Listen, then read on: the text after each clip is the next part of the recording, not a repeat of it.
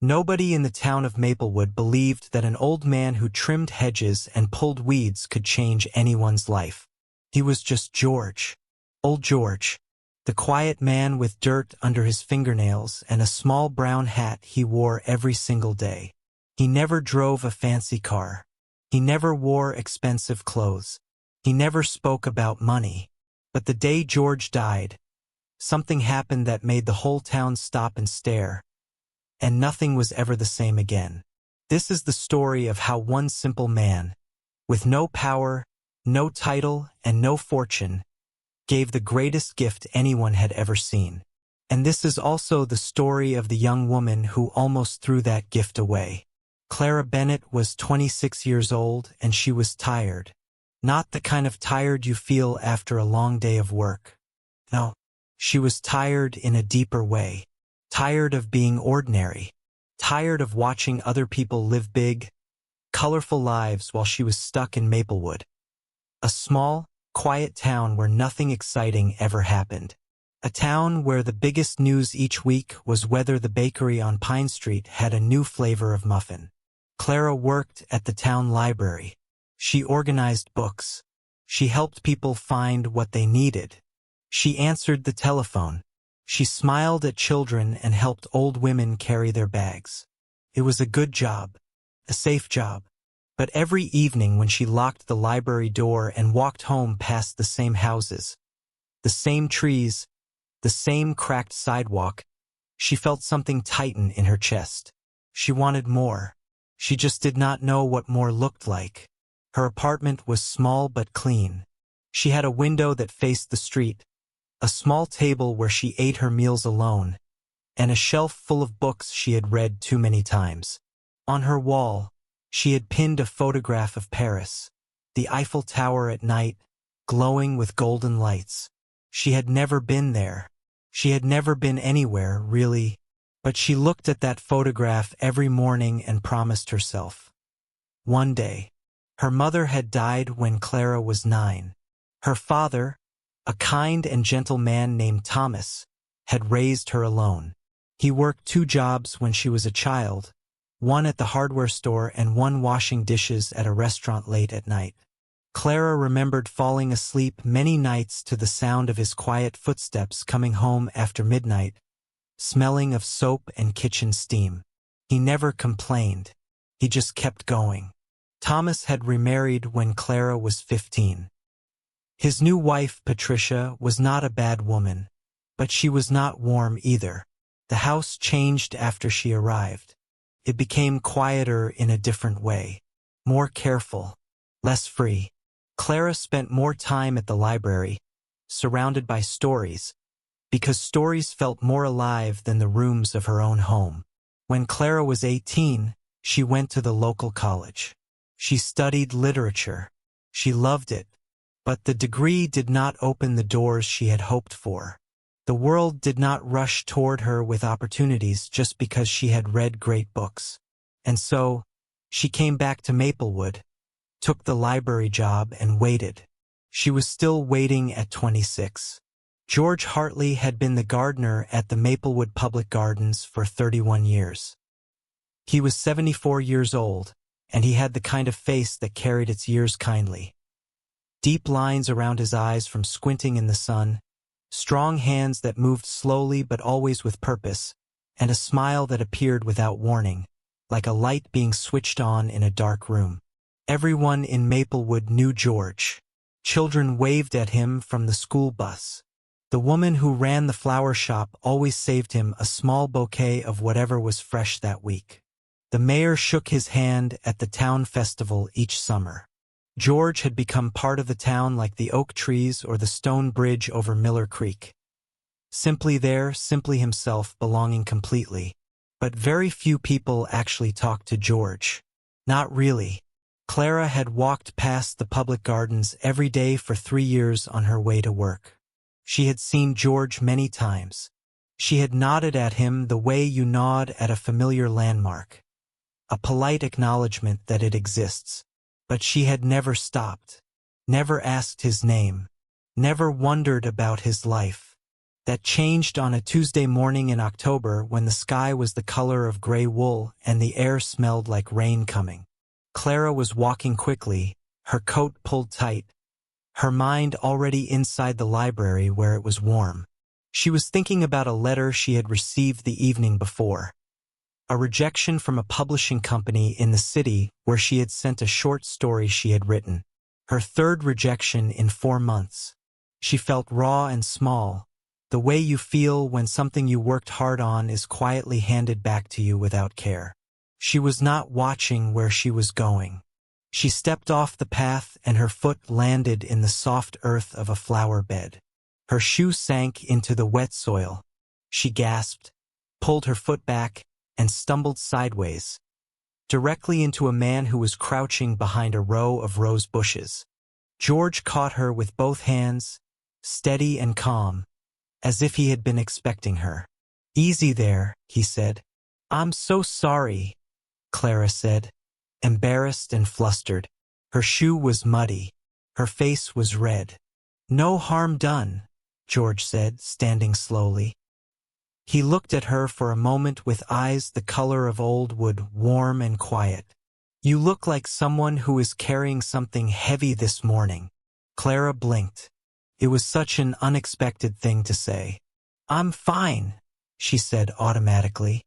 George smiled. Not a polite smile, a real one.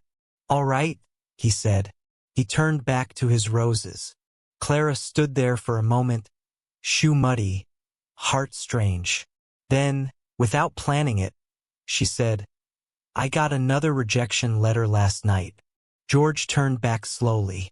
"For something you wrote?" "A short story. I've been sending it out for months."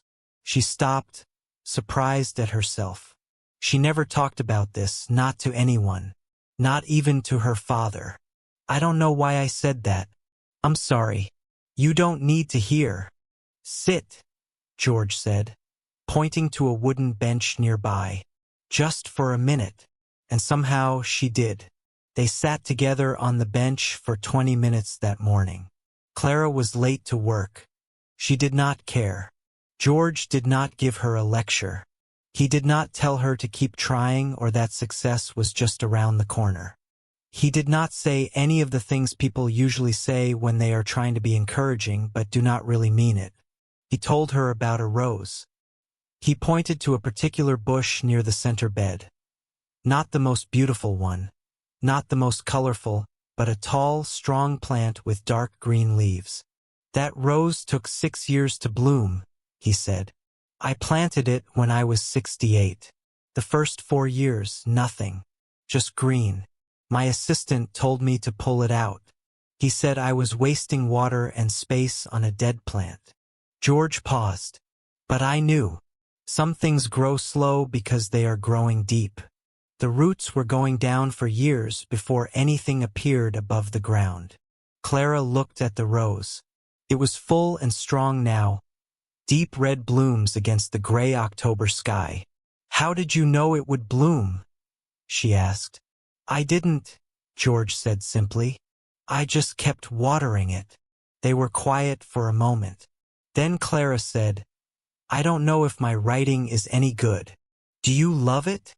George asked. "Yes," she said quickly and honestly, more quickly than she expected. "Then it is good enough to keep doing," he said. "The rest will find its way." Clara walked to work that morning with her muddy shoe and something lighter in her chest. She did not know then that this strange conversation was the beginning of the most important friendship of her life. She began stopping at the gardens every morning. Just for a few minutes at first, then longer. George was always there, always moving slowly through his work, always ready to talk if she wanted to talk and quiet if she needed quiet. He had a gift for knowing which one was needed.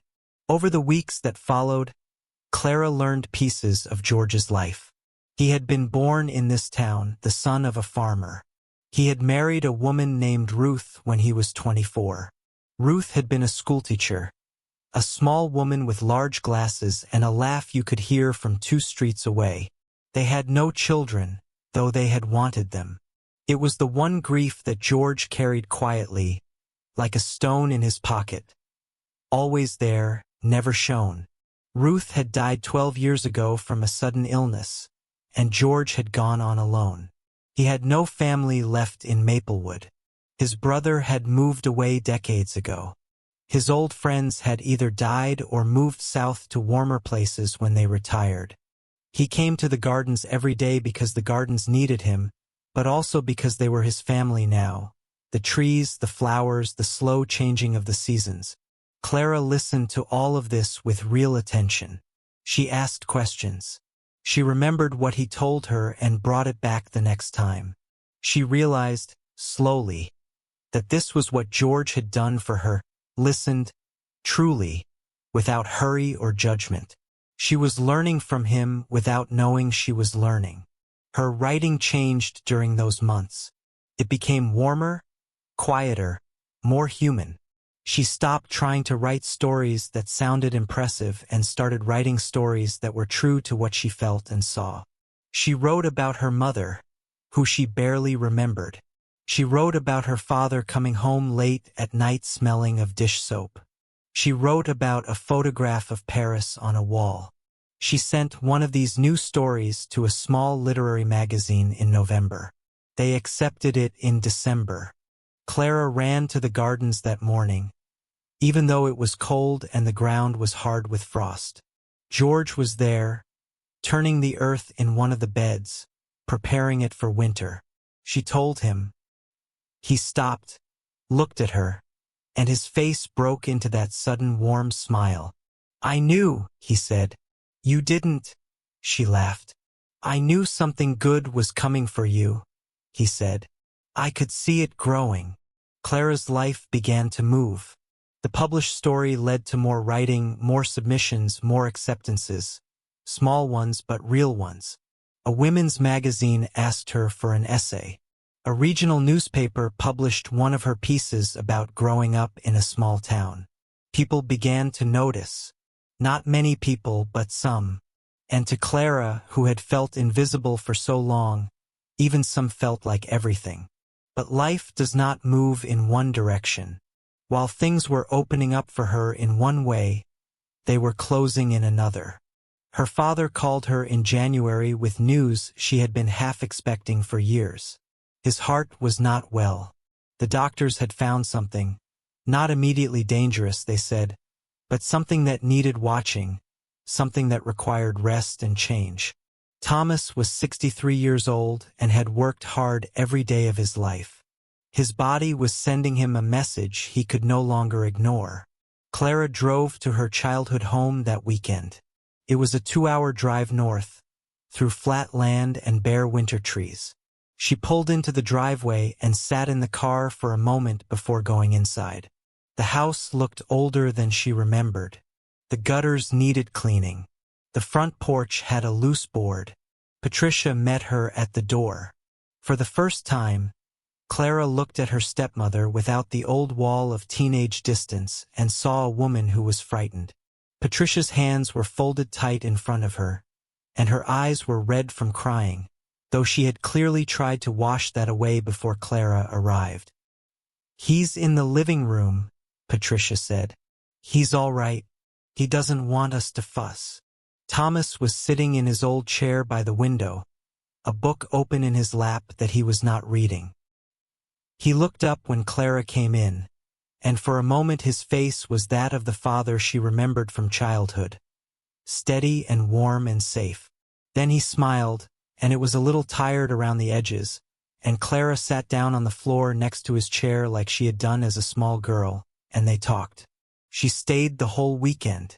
She fixed the porch board with a hammer and nails she found in the garage. She cleaned the gutters.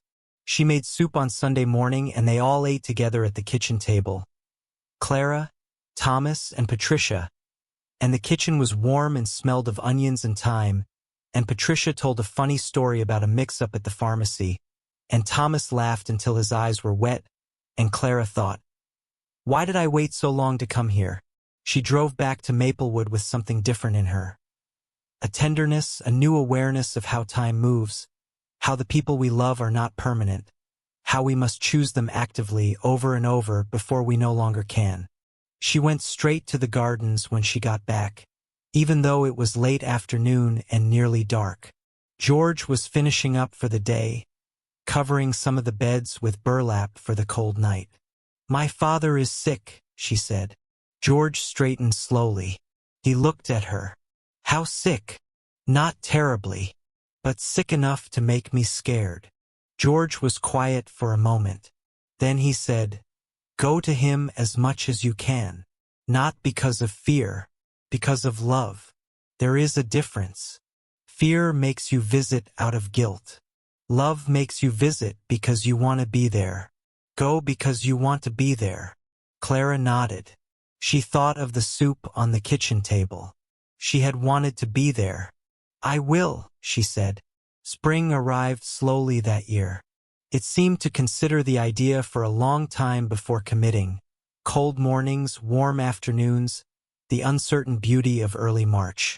Clara was at the library one Tuesday when an email arrived that she had to read 3 times before she believed it. A publisher in the city, not a small one, a real one, with a real office and real authors on their list, had read one of her stories in the literary magazine. They wanted to meet her. They were interested in a collection. Would she be available to come to the city next week? Clara sat very still at her desk for a long time. Around her, the library continued its gentle hum. A child laughed in the picture book section. The phone rang and her colleague answered it. The afternoon light came through the tall windows and fell in long rectangles on the wooden floor. She got up, told her colleague she needed some air, and walked to the gardens. George was there, planting new bulbs along the south path. She sat on their bench and waited. When he came over and saw her face, he sat down beside her. She showed him the email on her phone. He read it slowly, his lips moving slightly. Then he handed the phone back to her and said, "This is it." "I'm terrified," she said.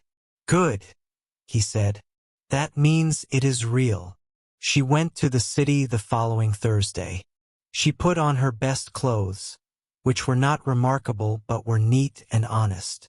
She took the train, watching the flat fields outside Maplewood give way to wider roads, then suburbs, then the tall glass buildings of the city rising up like something from a dream. The publisher's office was on the 12th floor of a building near the park. The editor who had written to her was a woman named Helen, who was perhaps 40, with short hair and an intense manner and a voice that was warm once she smiled. They sat together for 2 hours. Helen asked Clara about her writing, about her life, about what she wanted to say in the world. Clara answered honestly, even when the honest answer was uncertain, even when she said, "I don't fully know yet, but I feel it building." Helen nodded. "That's the best answer," she said. On the train back to Maplewood that evening, Clara watched the city disappear behind her and the fields return, and she felt something settle inside her. Not triumph, not even joy exactly. Something quieter, a sense of arrival, like she had finally reached a door she had been walking toward for years, and the door was open. George did not come to the gardens in April. Clara noticed on the first day. The gates were open. The town crew managed the opening and closing, but George's tools were not in their usual place by the shed. She thought perhaps he was ill with a cold. She walked to work and told herself he would be back tomorrow. He was not back the next day, or the day after. On the 4th morning, she asked the head groundskeeper, a young man named Eddie, where George was. Eddie looked at the ground for a moment before answering. "He's in the hospital," he said. "He had a fall. At home. They think it was his heart." Clara walked to the hospital immediately, even though it was a work morning, even though she had a meeting scheduled at 10. She simply walked. George was in a room on the 2nd floor. He looked smaller in the hospital bed, smaller than he ever looked in the garden. The white sheets, the pale walls, the steady beeping of machines, they all seemed to shrink him. But when Clara came in and he saw her, his eyes came alive in the way they always did. "You came," he said. "Of course I came," she said. She pulled a chair close and sat beside him. "What happened?" "My heart decided to be dramatic," he said. His voice was slower than usual, thinner. "It has been talking to me for a while. I ignored it. That was probably not wise." Clara held his hand. It felt dry and light, like a bundle of thin branches. "Are you in pain?" "Not right now," he said. Then he looked at her carefully. "Tell me about the publisher. Tell me everything." So she did. She told him about Helen, about the city, about the train ride home, about the sense of arrival she had felt. George listened with his eyes closed, but she knew from his face that he was hearing every word.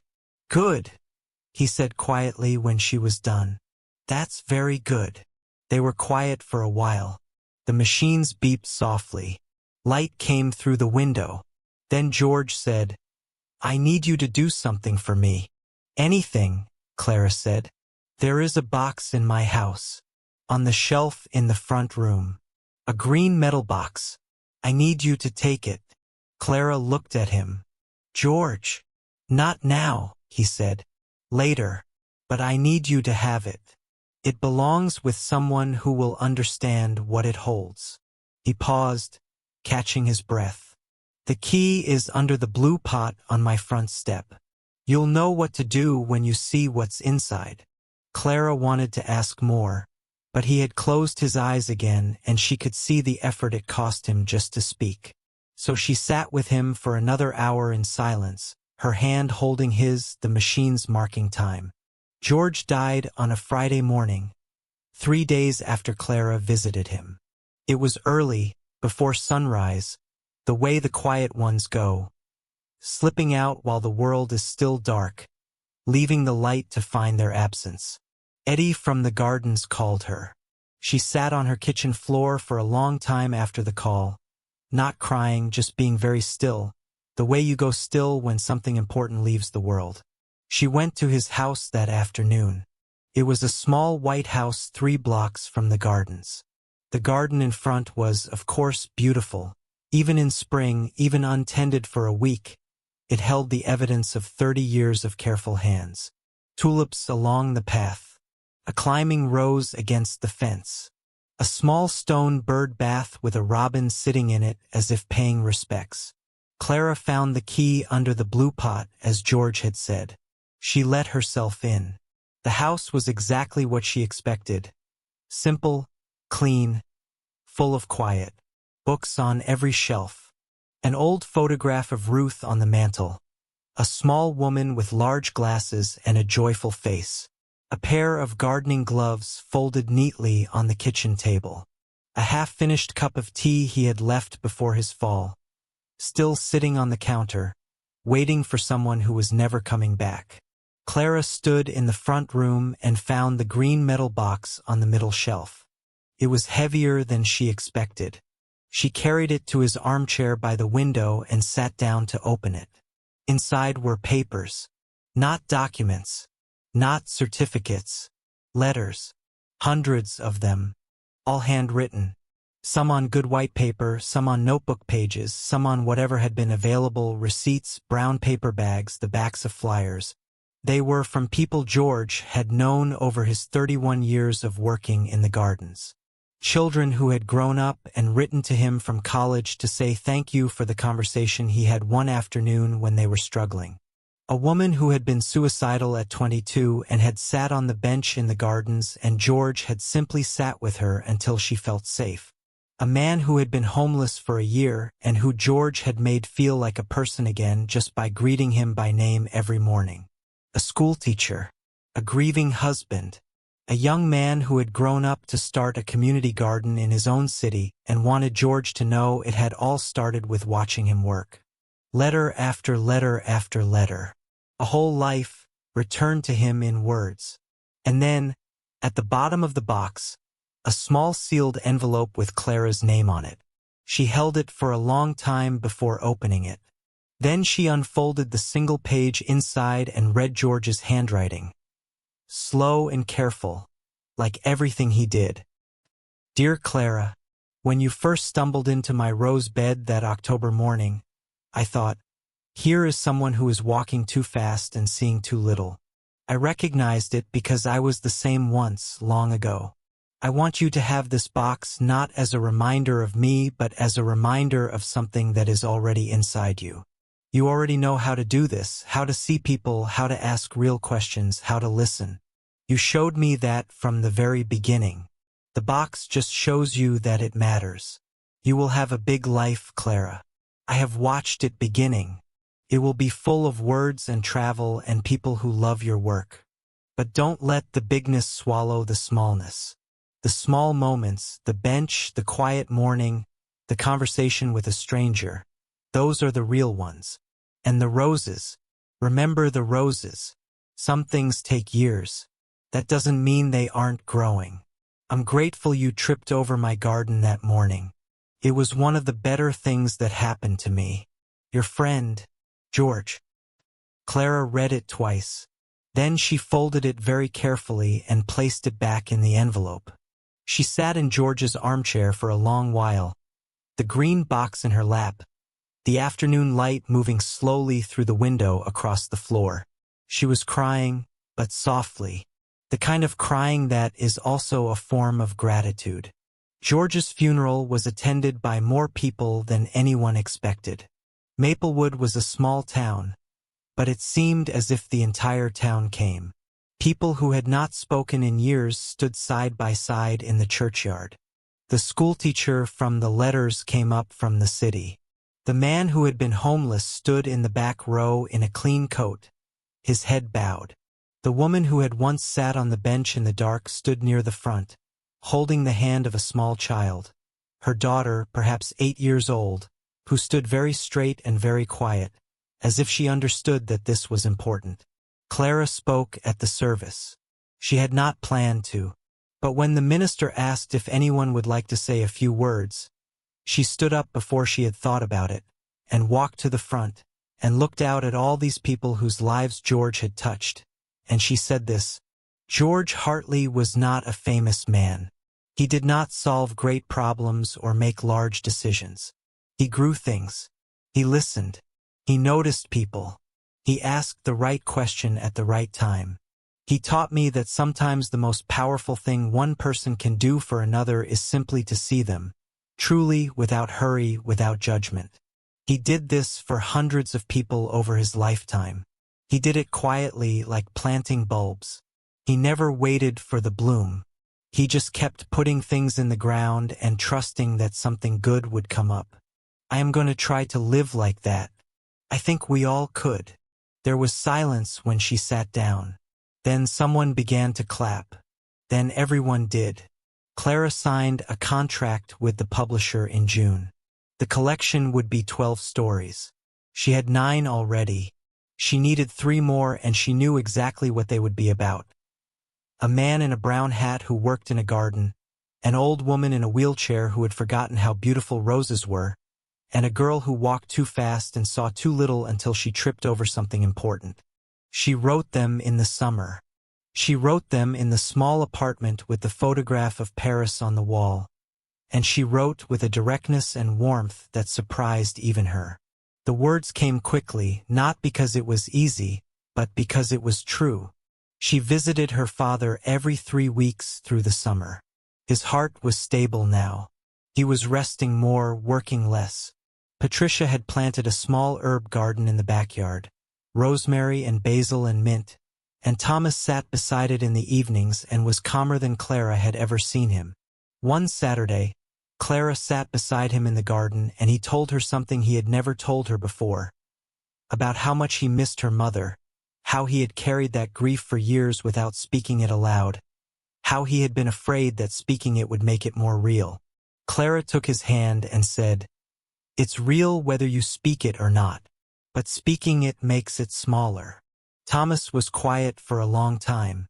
Then he said, "You sound like someone wise." "I had a good teacher," Clara said. The book came out in October, 1 year after Clara had stumbled into George's rose bed on a gray morning in Maplewood. The publisher gave it a modest launch, a small party, a few readings, a review or two in the right places.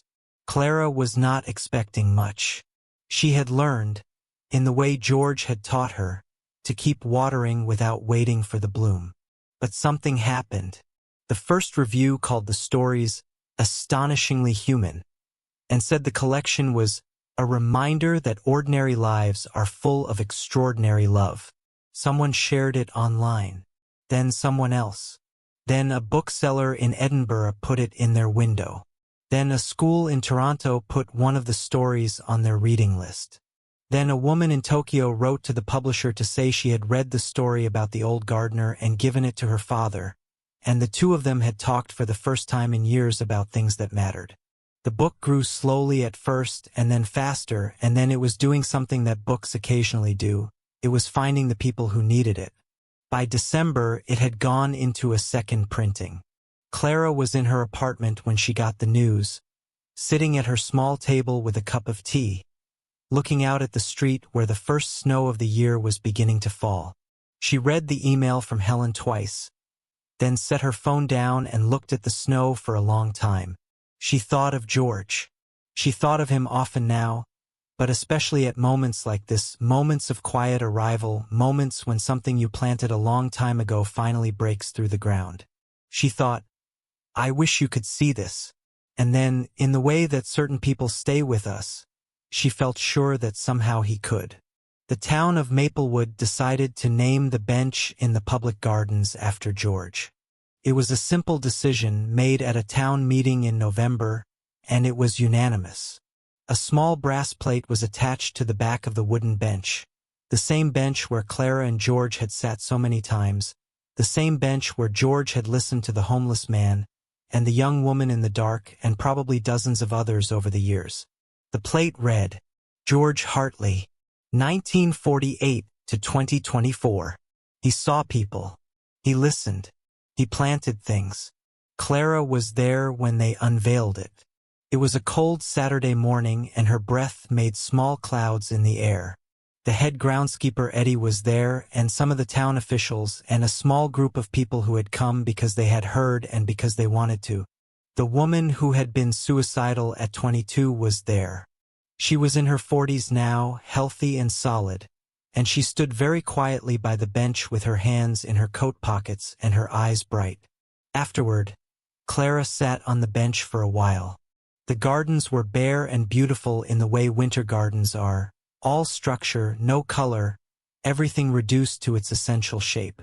The rose bush, the one that had taken 6 years to bloom, was stripped of its leaves now, just dark stems and thorns against the gray sky. But Clara knew what was sleeping inside those stems. She knew what would come back in May. She opened her bag and took out the green metal box. She had carried it with her today without fully knowing why. She held it in her lap and looked at it for a while. Then she took out a small notebook and began to write. Not a story. Not this time. Just words put down quietly, the way you plant things, trusting that something good will come from them. She wrote about her mother, who she missed even now, even though memory had softened her into something more feeling than seeing. She wrote about her father and the herb garden and the late-night footsteps that smelled of dish soap and the deep steady love of a man who never said it in big words. She wrote about a photograph of Paris and about how the best kind of wanting is the kind that keeps you moving without making you cruel.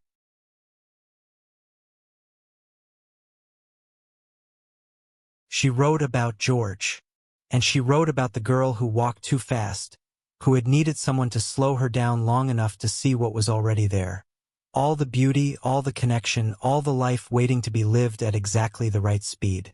She wrote for a long time on that cold bench in the winter garden. Her fingers grew cold. She did not stop. When she finally put the notebook away, the light was fading. The street lamps of the town were beginning to come on, orange and warm in the gray dusk.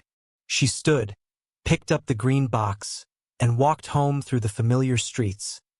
The same cracked sidewalk, the same houses, the same trees she had walked past 1,000 times before. But she walked slowly now. She looked at things. She noticed the light in a kitchen window and wondered about the people inside. She noticed a child's bicycle left against a fence, its front wheel still spinning gently from some recent ride. She noticed the smell of wood smoke from a chimney, and the sound of music faint from somewhere, and the strange, clean smell of coming snow. Maplewood, this small, quiet town, this particular and ordinary place. It was enough. It was more than enough. It was everything. The following spring, Clara did something she had always meant to do. She bought a plane ticket to Paris.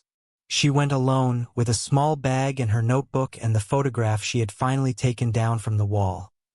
Not because she no longer loved it, but because she no longer needed to look at it as a promise of something distant.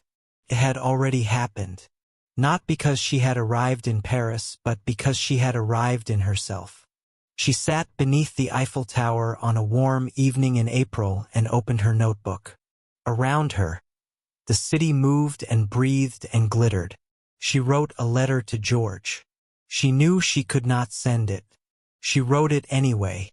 She told him about the bench, about the brass plate, about the second printing, about her father's herb garden and Patricia's funny pharmacy story, and how a family can change when you stop waiting for it to be perfect and start showing up anyway. She told him about the roses coming back at the Maplewood Gardens. She had checked before leaving, and the slow rose was blooming again, dark red and full, right on time.